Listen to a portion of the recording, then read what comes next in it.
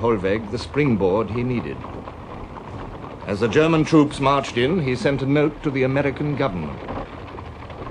Prompted by the desire to avoid further bloodshed and to make an end of the atrocities of war, Germany, Austria, Bulgaria, and Turkey have proposed to enter forthwith into peace negotiations. If, in spite of this offer of peace and reconciliation, the struggle should go on, Germany and her allies are resolved to continue it until a victorious end, but they solemnly decline every responsibility for this before humanity and history. Now, both the American President, Woodrow Wilson, and the Pope intervened to ask the warring nations to state their peace terms. Reactions were mixed. In Britain, there were a few newspapers which argued, "A summary rejection without reasons of the German offer by the Allies is out of the question." But other papers demanded war until Germany was utterly smashed. The question is the mastery between two wholly incompatible views of right or wrong, of humanity, of civilization, and of law. It does not admit of accommodation. It can be settled only by the defeat of one principle or of the other. Disillusion and disappointment at the end of 1916 did not draw men towards peace.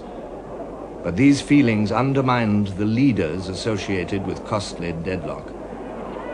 In Great Britain, Lloyd George had replaced Asquith even before the German peace note was published. All Lloyd George's instinct drew him towards new methods of waging war. I thought, rightly or wrongly, that there was hesitation, vacillation, and delay, and that we were not waging this war with the determination, promptitude, and relentlessness with which it must be waged. It is a national war. Everyone must contribute, and it is on that basis alone we shall be able to achieve a great triumph. So Lloyd George became Britain's leader. In Germany, with his peace moves a failure, it was Bethmann Hollweg's turn to go. From now on, the army leaders, Hindenburg and Ludendorff, would lead Germany from behind a figurehead chancellor. So, in each country, ruthless men replaced the more moderate. Ludendorff wrote, "The war had to continue and had to be decided by force of arms. It had to be victory or defeat. As a result, there were further preparations on a large scale, the maintenance of our determination to fight, and at the same time the employment of every weapon in Germany's arsenal." The Germans believed that they had found a new and sure means to early victory.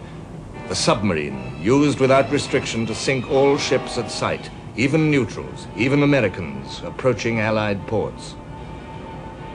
The Chief of Naval Staff was confident that the campaign would have decisive results in 6 months. The loss of freight and the reduction of overseas imports would produce economic difficulties in England that would render a continuance of the war impossible.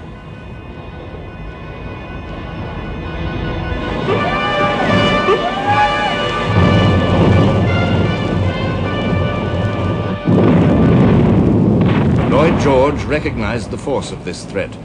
The submarine must be beaten or Britain would starve. The jugular vein of Allied vitality was the sea. If that vein were once cut off, the Allied strength would soon be drained of its lifeblood.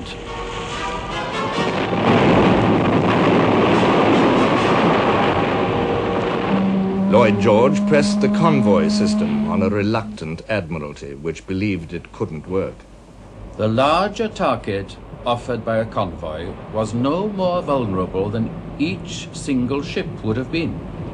A submarine was unable to count on firing more than a single shot, as it was at once attacked by the escorts and the guns of the convoyed vessels.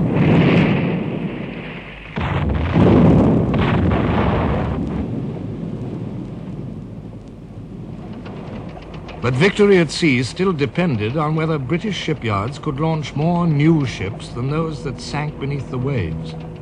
The shipyard workers were exhorted to speed construction.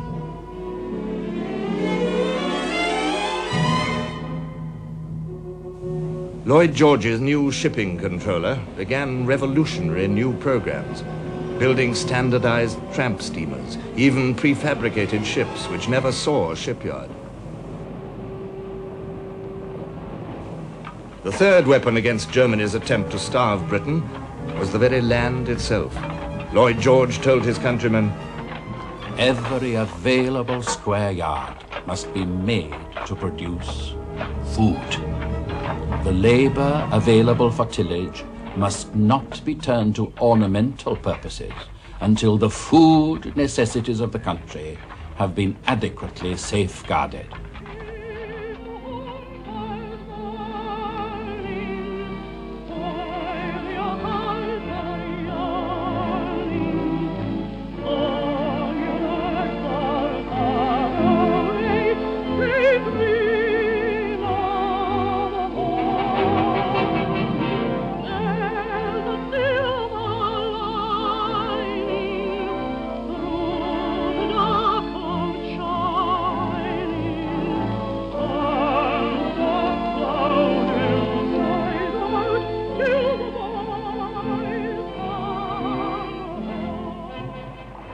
Even the lakes in the royal parks became freshwater fisheries in the drive for food.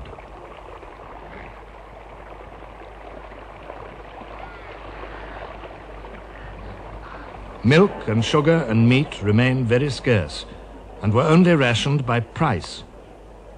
The burden of sacrifice fell on the poor. There were demonstrations and protest meetings against the high cost of living. This mass meeting emphatically protests against the inaction of the government on the food question. We fully recognize that the present inflated prices are largely due to the profiteers who are taking advantage of the national crisis to exploit the people of this country. Lloyd George appointed a food controller to cut down wasteful methods of distribution. He appealed to the nation to ration itself. The saving of food means the saving of tonnage, and the saving of tonnage is, at the present moment, the very life of the nation. New leaders, new methods in Britain and Germany. France, too, sought change. General Joffre, victor of the Marne, commander-in-chief of the French armies throughout the war, seemed unable to produce new ideas.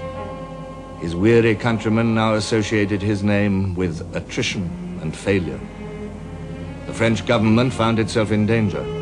So Joffre was sacrificed with the title of Marshal of France. General Robert Nivelle, his successor, promised what France, in her weariness and grief, so desperately wanted: swift and immediate victory. We have the formula. With it, we shall beat the enemy. French politicians clung to Nivelle with desperation. The bitterest winter in living memory gripped Europe. For the ordinary people, it was a time of hunger and cold, anxiety and sadness. But they knew their duty. They believed their cause was right. In France and Britain and Germany, there was a grim resolve to fight on.